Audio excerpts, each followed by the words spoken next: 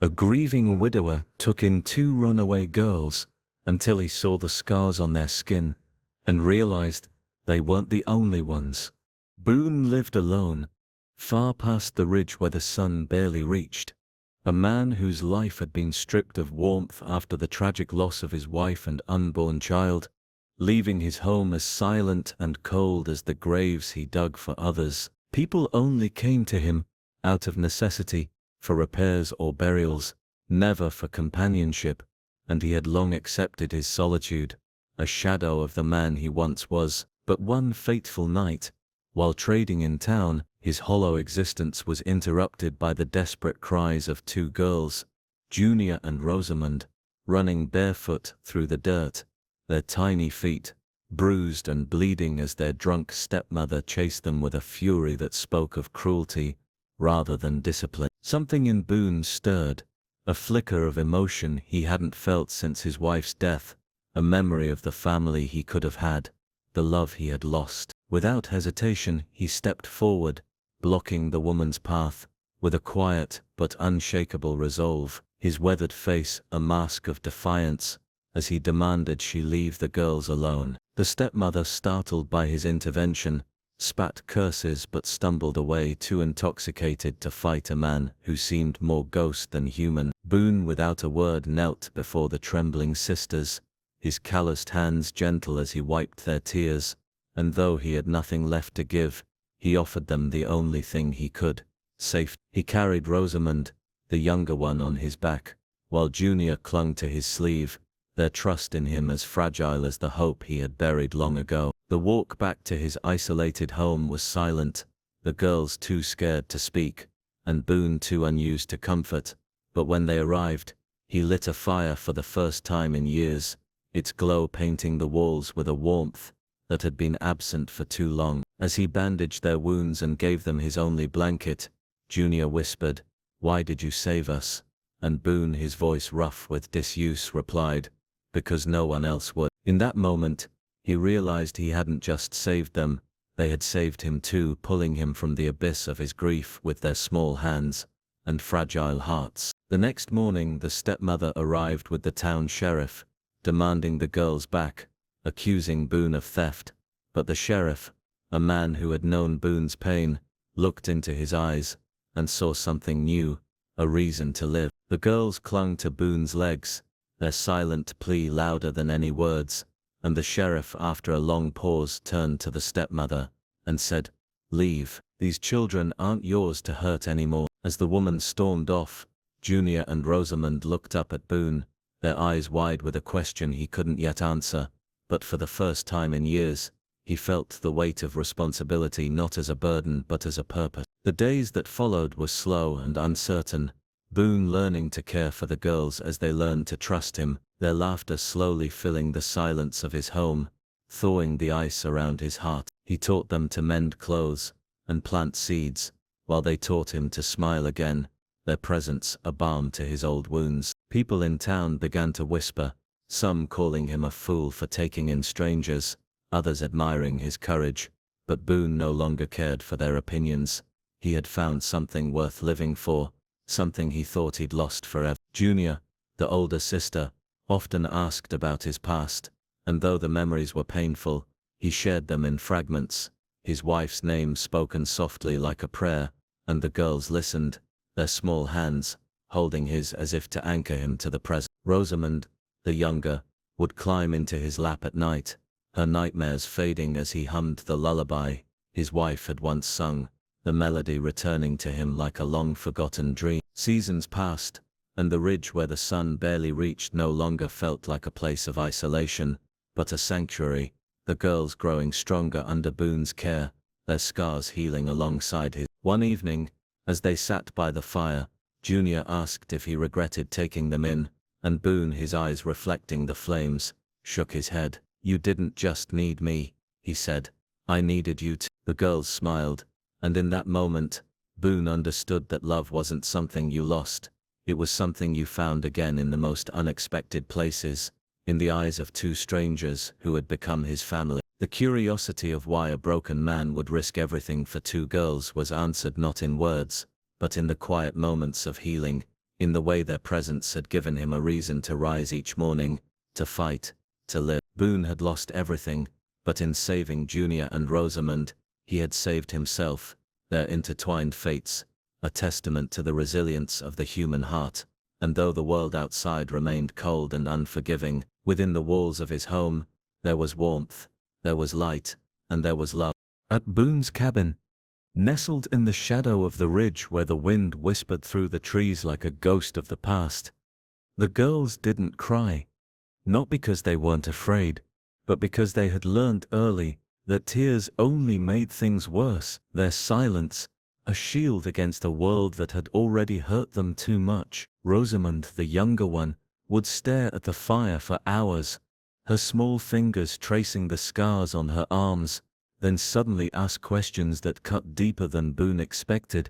Do you think the stars miss us when we don't look at them? Or, if we forget the bad things, do they stop hurting? Her voice soft but carrying the weight of a child who had seen too much darkness. Junior, older and sharper, watched Boone with wary eyes, her trust not given freely, but earned in small moments, when he handed her the bigger portion of food without being asked, when he stayed up to keep the fire burning on the coldest nights, when he didn't flinch at the nightmares that made her wake up screaming. Boone didn't push them, he simply gave them what they needed: warm blankets, a safe place to sleep, and the unspoken promise that no one would hurt them here, not while he was alive. Over time, the cabin, once as silent as a tomb, began to fill with the sounds of life, the rhythmic thud of an axe, as Junior learned to chop wood, her small hands gripping the handle, with a determination that bordered on fury, as if each log was a stand-in for the stepmother who had chased them.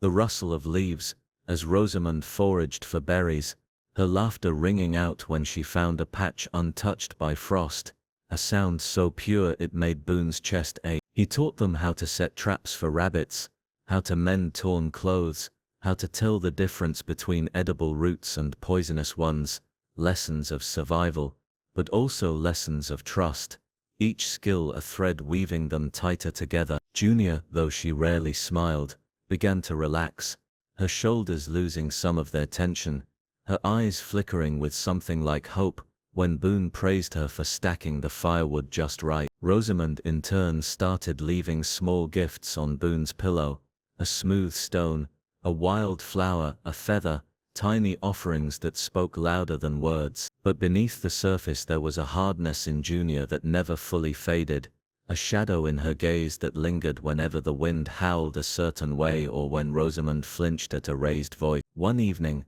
as Boone sharpened his knife by the fire, Junior sat beside him, her voice low but steady as she said, "I won't forget what she did to us," and the way she said it wasn't a child's anger but a vow, something cold and unshakable. Boone didn't tell her to let it go, he knew some wounds didn't heal, they just scarred over, and instead he placed the knife in her hands, showing her how to hold it properly, how to defend herself, because if pain had forced her to grow up too fast, then he would make sure she was strong enough to survive it. Rosamund, watching from the corner, hugged her knees to her chest, and whispered, "I don't want to remember the bad things," and Boone, his voice rough but gentle, replied, "Then we'll make new ones." And that night, he told them stories, not fairy tales but true ones, about his wife, about the kind of love that doesn't vanish, about how sometimes family isn't blood, but the people who stay. The girls listened, Rosamund's eyelids growing heavy, Junior's grip on the knife loosening just a little, and for the first time, the cabin didn't feel like a refuge at the edge of the world but a home. Yet, in the quiet moments, Boone would catch Junior staring at the horizon, her jaw set, and he knew her pain wasn't gone, it was just waiting, and one day it would demand to be reckoned with. But for now they had this, the fire, the food, the fragile peace they had built together, and though the world outside was cruel, inside these walls, they were safe, they were loved, and that was enough. The winter came hard that year, the wind howling through the trees like a wounded animal, the snow piling high enough to bury the cabin up to its windows, and on the coldest night, when the fire had burned low and the girls huddled together under their blankets, they heard it knocking, not on the door but on the window. a weak scraping sound that made Junior sit bolt upright, her eyes wide in the darkness. Boone grabbed his axe and followed the stumbling tracks outside, half buried in fresh snow, until he found the boy curled beneath a pine tree, his skin nearly blue with cold, his breath coming in shallow gasps. And when Boone lifted him, he felt how light he was, like a bundle of sticks wrapped in rags. Back inside, as Rosamond stoked the fire and Junior boiled water, they saw the scar on his shoulder, letters burned into his flesh, old and twisted, the mark of someone who had wanted him to remember something, or to be remembered.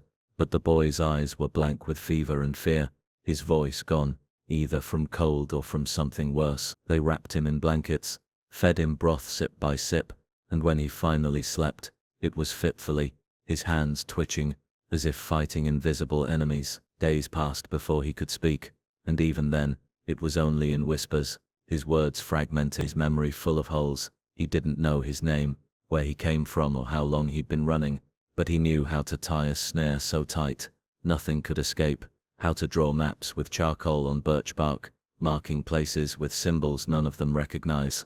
They called him Eli, because it was short, because it was easy to say when his throat was still raw from screaming, and because, as Junior pointed out, it sounded like elsewhere, which was where he seemed to be in his mind most of the time. Rosamond, ever curious, would sit beside him and trace the letters on his shoulder with her fingertip, asking softly, "Who did this to you?" But Eli would just shake his head, his eyes going distant, and Boone would gently pull her away, understanding that some questions had answers too heavy for words. Junior, though, watched Eli with a different kind of intensity, her gaze sharp as a knife.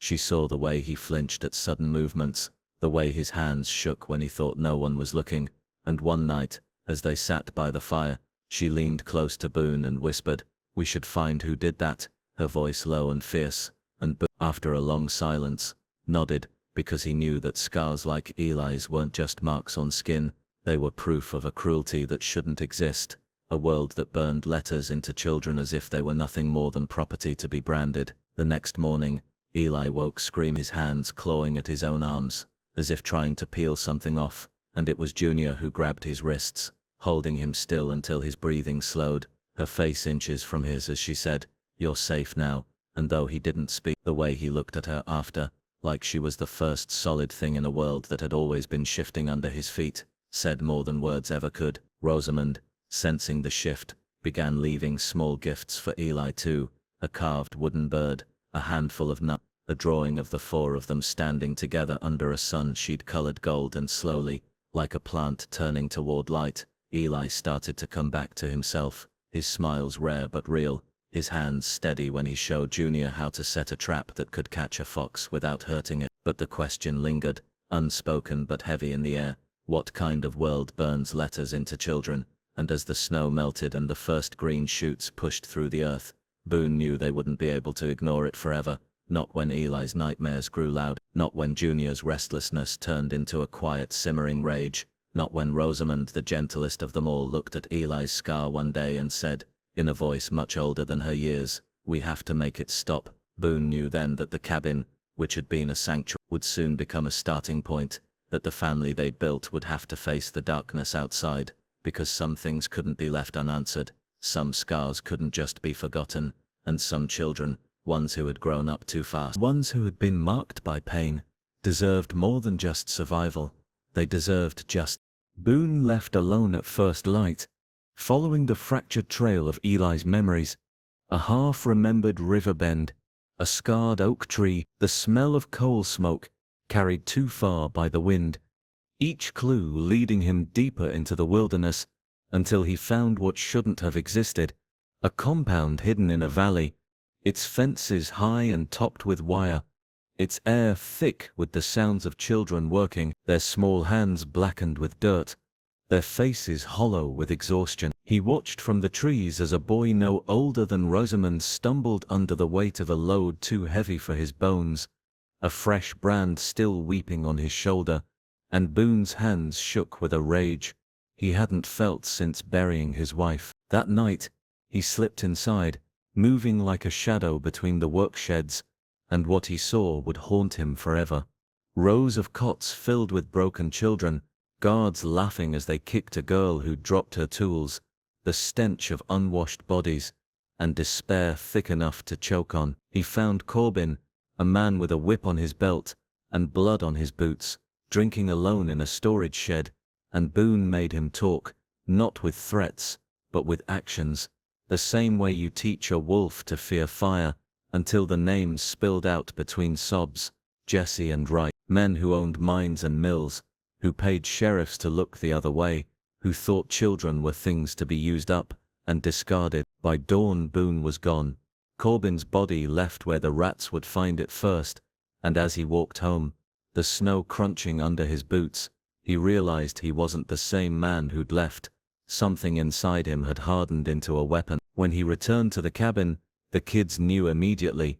Eli took one look at Boone's face and backed into a corner, shaking until Junior stepped between them, her chin raised, her eyes asking the question without words. Boone knelt, his voice rough as gravel, and told them everything, watching as Rosamond's hands flew to her mouth, as Eli's breathing turned ragged, as Junior's fists clenched, so tight, her nails drew blood. "We're not running," Boone said, and the way he said it wasn't a suggestion but a truth, solid as the earth beneath them. That night they began, Junior practicing with Boone's knife until her palms blistered, Eli sketching maps from memory, marking guard posts and storage rooms, Rosamond quietly stitching packs for supplies, her small fingers steady despite the tears on her cheeks. The cabin, once a place of quiet healing, became a war room, their meals eaten over plans, their sleep filled with dreams of vengeance. Neighbors noticed the change, the way Boone stopped accepting repair work, the way the kids no longer played in the yard. But when the town sheriff came asking questions, Boone met him at the door with a look that sent the man backing away, suddenly remembering urgent business elsewhere. As the weeks passed, they grew stronger, smarter. Junior learned to throw a knife dead center into a tree trunk. Eli taught them how to move silently through the woods. Even Rosamond, the gentlest soul, could build a fire in seconds, and knew which plants could heal or poison. But it wasn't just skills they gained, it was purpose, the kind that burns brighter than fear, the kind that comes when people who've lost everything decide to take back power. Late one evening, as they packed their final supplies, Rosamond asked, "What if we don't win?" And Boone, strapping his axe to his back, didn't offer empty comfort. He said, "Then we'll make sure they remember us." And in that moment they all understood.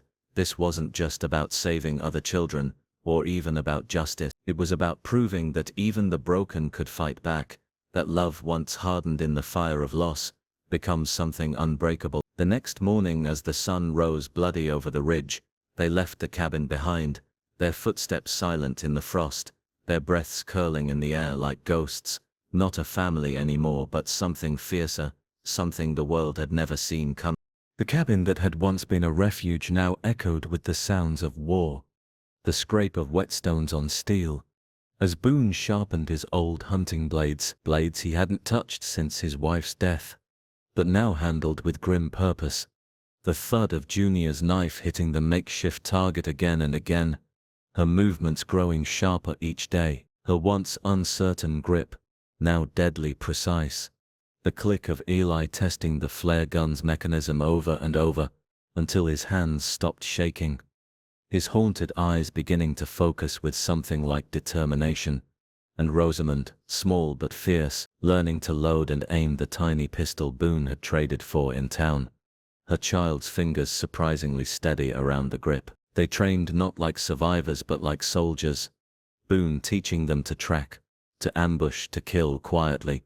Junior practicing how to slip a blade between ribs, Eli rigging snares that could disable a grown man, Rosamond memorizing which herbs could heal a wound or stop a heart. The peaceful rhythms of their past life vanished, replaced by drills and strategy sessions held by firelight, their faces smudged with dirt and resolve. Then Mariah came, another broken child, barely alive, her bare feet leaving bloodied prints in the snow as she collapsed at their door.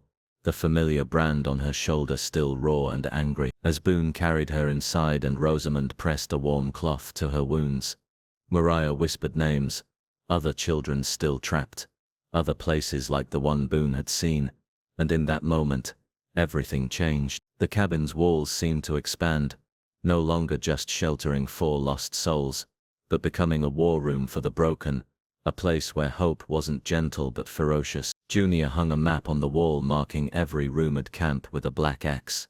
Eli began stockpiling stolen supplies in hidden caches throughout the woods. Rosamond sewed medical packs from torn blankets while humming lullabies her mother had once sung. Word spread in whispers among the branded children who slipped through the night. A place to run, people who would fight, and soon others came, skinny-limbed and hollow-eyed but burning with fury. A boy who could pick any lock, a girl who knew the guard's routine, twins who moved through darkness like shadows. Boone's home became something new, not just a shelter but a headquarters, not just a family but a rebellion. The traps they built around the property weren't for animals anymore, pitfalls lined with sharpened stakes, tripwires connected to falling logs, bundles of wasp nests ready to be hurled like grenades. At night when the new arrivals curled together for warmth, their brands hidden under fresh bandages, Boone would stand watch, his axe across his knees, listening to the wind carry the distant sounds of the world that had tried to break them. Junior would often join him, her knife glinting in the moonlight, both of them silent because no words were needed. They understood now that this wasn't just about saving lives, but about justice, about creating a legend that would terrify men like Jesse and Wright. The children they sheltered weren't victims anymore. They were soldiers in the making, their scars becoming badges of honor, their nightmares fuel for the coming fight. Rosamond, who still left wildflowers on everyone's pillows, now also distributed weapons with the same quiet care. Who once couldn't speak his own name, now taught others how to read the stars for navigation. Junior, whose rage had once been a solitary thing, now channeled it into training the newest arrivals. And Boone, who had long believed his heart was buried with his wife, found it beating again in the determined faces around him, not the gentle love of before but something fiercer, a fire that would either burn their enemies or consume them all. They all knew the risks, knew the odds were against them, but as Mariah, now strong enough to hold a knife, said one evening while helping Junior sharpen blades, "They marked us so they wouldn't forget what they took. Now we'll make sure they never forget what we took back." The cabin walls, once silent, now held the whispers of plans and the weight of promises. And beyond those walls in the dark woods, the traps stood ready, the caches waited, and the world that had created places to break children would soon learn what happens when the broken decide to fight. The night they struck Grievance Gulch, the moon hid behind clouds, as if afraid to witness what was coming.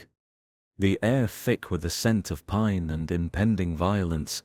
As Boone's group moved through the freeze like shadows given form, Junior flitting ahead with her knife gleaming faintly in the dark, Eli disabling the perimeter alarms with hands that no longer shook, Rosamond and Mariah circling to the back, where the youngest children were kept, their small faces pressed against the barred windows like ghosts waiting for salvation. The camp guards never saw them coming.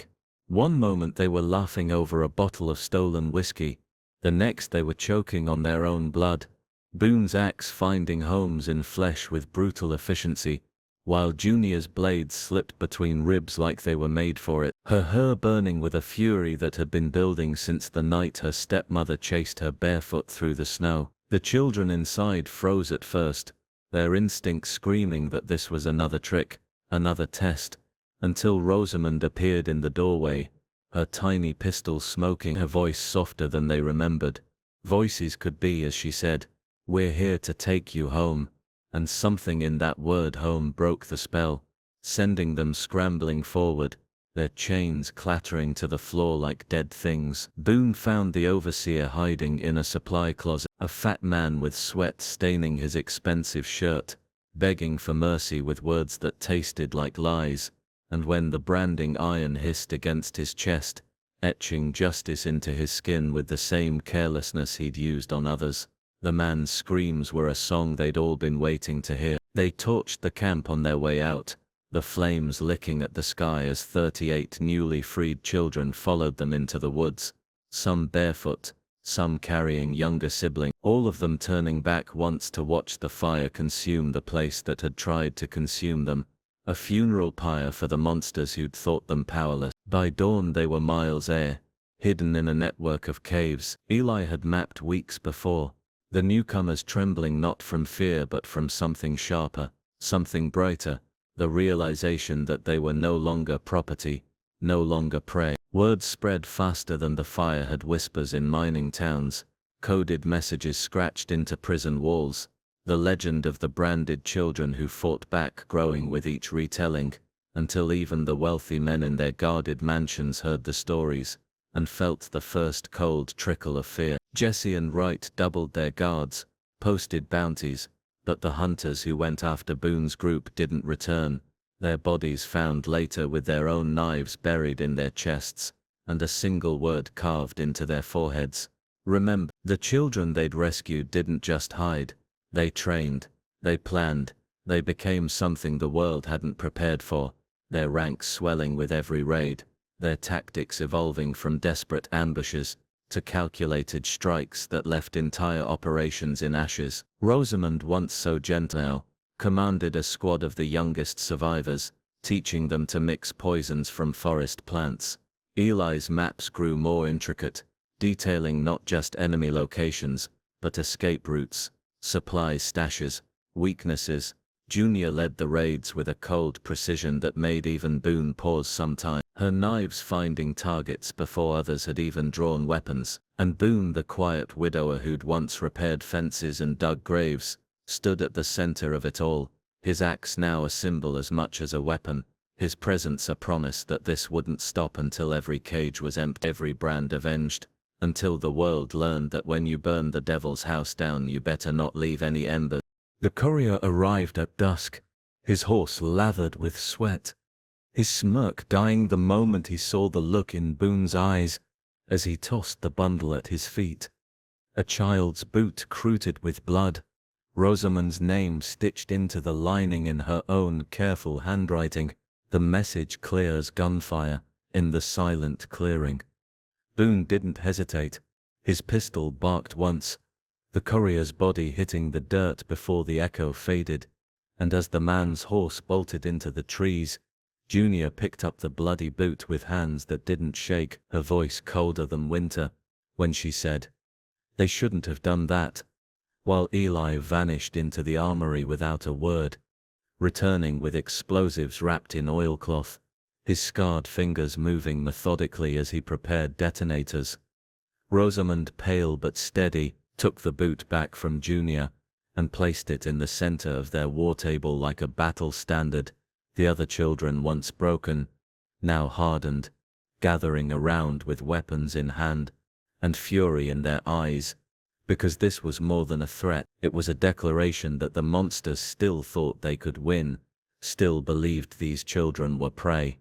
Boone loaded his rifle slowly, each cartridge clicking home like a clock counting down, his mind flashing to his wife's grave, to the day he'd found Junior and Rosamond running barefoot, to every branded child they'd pulled from hell, and when he spoke, his voice carried the weight of a man who'd already lost everything and found something worth burning the world for. "We end this tomorrow." That night, the camp buzzed with grim purpose. Moriah and the younger ones packed medical supplies and prepared the escape routes. The older teens checked weapons and counted ammunition with practiced efficiency. Junior sharpened her knives over and over until they could split moonlight, her movements precise as an executioner's dance.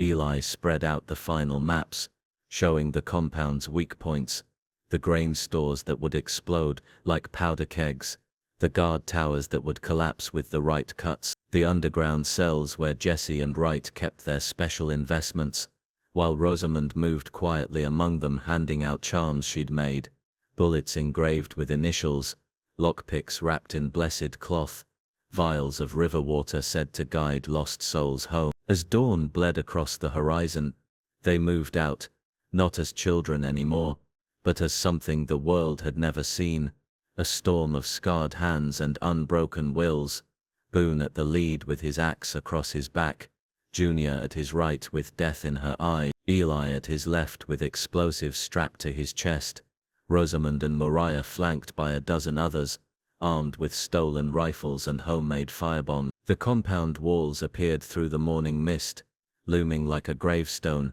and as the first guard spotted them and opened his mouth to shout, Junior's knife found his throat before the sound could escape.